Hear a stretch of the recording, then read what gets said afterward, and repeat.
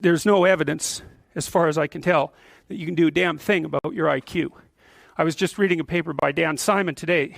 It's a relatively recent review. Dan Simon did the invisible gorilla stuff, and he was looking, because there's all these companies that claim that these online brain training exercises can produce cognitive improvements, and he reviewed the literature again. And I've reviewed that literature like 6 times in the last 15 years because I keep hoping that someone will crack the problem, but it's always the same answer. It's like, you do brain training games, you get better at the game, a lot better at that game. You get slightly better at similar games, but distal games that are still heavily cognitively loaded doesn't affect your performance at all. Zero. None.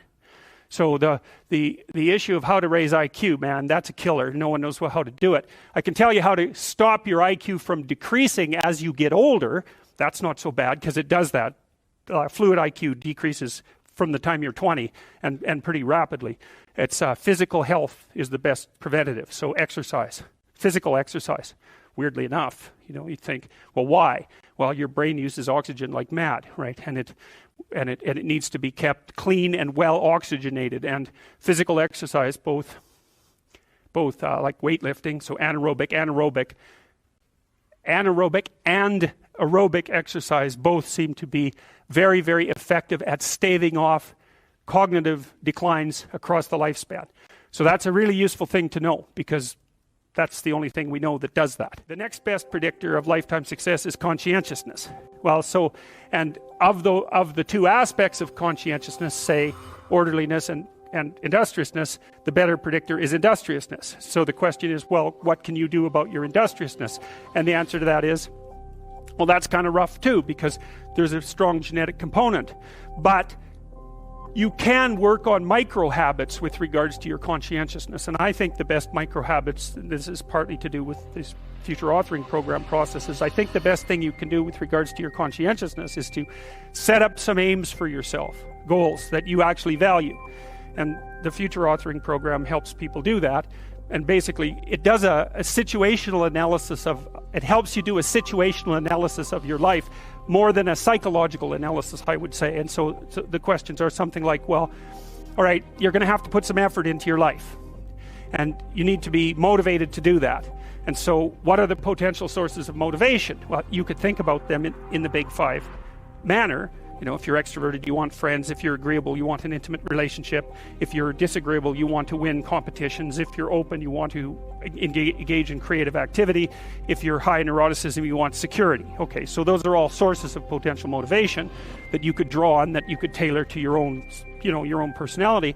But then there are dimensions that you want to consider your life across. And so we ask people about, well, if you could have your life the way you wanted it in 3 to 5 years, if you were taking care of yourself properly, what would you want from your friendships? What would you want from your intimate relationship? How would you like to structure your family? What do you want for your career? Well, how are you going to use your time outside of your job?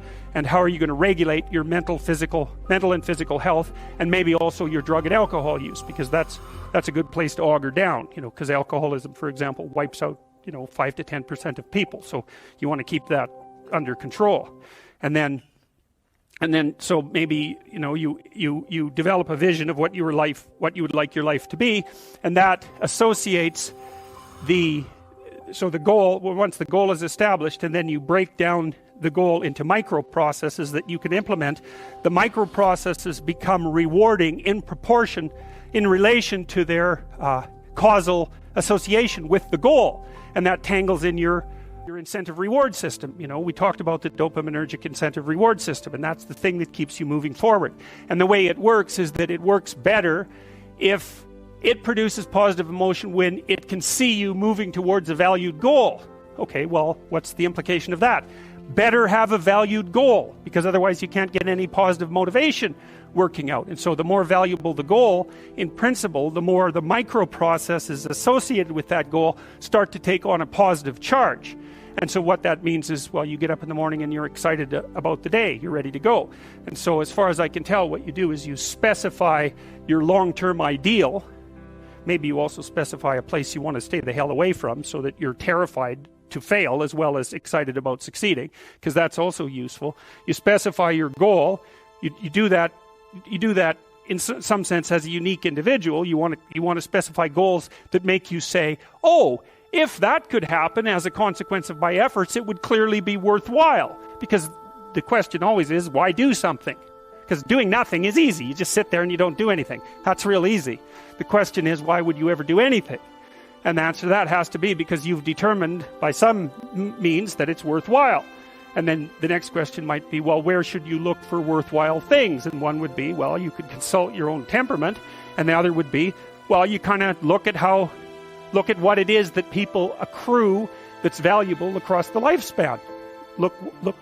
So you do a structural analysis of the subcomponents of human existence, and I already did that. You need a family, you need friends. Like, you don't need to have all these things, but you better have most of them. Family, friends, career, educational goals, plans for, time outside of work, attention to your mental and physical health, etc. That's what life is about. And if you don't have any of those things, well, then all you've got left is misery and suffering. So that's a bad deal for you. So once you set up that goal structure, let's say, and that's really in many ways that's what you should be doing at university. That's exactly what you should be doing, is trying to figure out who it is that you're trying to be, right? And you aim at that, and then you use everything you learn as a means of building that person that you want to be. And I really mean want to be. I don't mean should be. Even those things are going to overlap. And it's important to distinguish between those, because that's partly, and this is back down to the micro routine analysis. So if I was saying, well, you're going to try to make yourself more industrious. Okay, number one, specify your damn goals, because how are you going to hit something if you don't know what it is? That isn't going to happen. And often people won't specify their goals too, because they don't like to specify conditions for failure. So if you keep yourself all vague and foggy, which is real easy, because that's just a matter of not doing as well, then you don't know when you fail. And people might say, well, I really don't want to know when I fail because that's painful. So I'll keep myself blind about when I fail. That's fine, except you'll fail all the time then. You just won't know it until you've failed so badly that you're done. And that can easily happen by the time you're 40. So I would recommend that you don't let that happen. So that's willful blindness, right? You could have known, but you chose not to. Okay, so once you get your goal structure set up, you think, okay, if I could have this life, it looks like that might be worth living, despite the fact that it's going to be, anxiety-provoking and threatening, and there's going to be some suffering and loss involved and all of that. Obviously, the goal is to have a vision for your life such that, all things considered, that justifies your effort. Okay, so then what do? Well, then you turn down to the micro routine. It's like, okay, well, this is what I'm aiming for. How does that instantiate itself day to day, week to week, month to month? And that's where something like a schedule can be unbelievably useful. Google Calendar. It's like, make a damn schedule and stick to it. Okay, so what's the rule with the schedule? It's not a bloody prison. That's the first thing that people do wrong. They say, well, I don't like to follow a schedule. Well, it's like, well, what kind of schedule are you setting up? Well, I have to do this, then I have to do this, then I have to do this, and then I just go play video games, because who wants to do all these things that I have to do? It's like, wrong. Set the damn schedule up so that you have the day you want. That's the trick. It's like, okay, I've got tomorrow. If I was going to set it up so it was the best possible day I could have, practically speaking, what would it look like? Well, then you schedule that. And obviously there's a bit of responsibility that's going to go along with that, because if you have any sense, one of the things that you're going to insist upon is that at the end of the day, you're not in worse shape than you were than at the beginning of the day, right? Because that's a stupid day. If you have a bunch of those in a row, you just dig yourself a hole and then you bury yourself in it. It's like, sorry, that's just not a good strategy. It's a bad strategy. So maybe 20% of your day has to be responsibility and obligation, or maybe it's more than that, depending on how far behind you are. But even that, you can ask yourself, okay, well, I've got these responsibilities. I have to schedule the damn things in. What's the right ratio of responsibility to reward? And you can ask yourself that, just like you'd negotiate with someone who is working for you. It's like, okay, you got to work tomorrow. Okay, so I want you to work tomorrow. And you might say, okay, well, what are you going to do for me that makes it likely that I'll work for you? Well, you could ask yourself that, So maybe you do an hour of responsibility and then you play a video game for 15 minutes. I don't know, whatever turns your crank, man. But, you have to negotiate with yourself and not tyrannize yourself. like you're negotiating with someone that you care for, that you would like to be productive and have a good life. And that's how you make the schedule. It's like, and then you look at the day and you think, well, if I had that day, that'd be good. Great. You know, and you're useless and horrible, so you'll probably only hit it with about 70% accuracy, but that beats the hell out of 0. Right? And if you hit it even with 50% accuracy, another rule is, well, aim for 51% the next week, or 50.5% for God's sake, or because you're going to hit that position where things start to loop back positively and spiral you upward.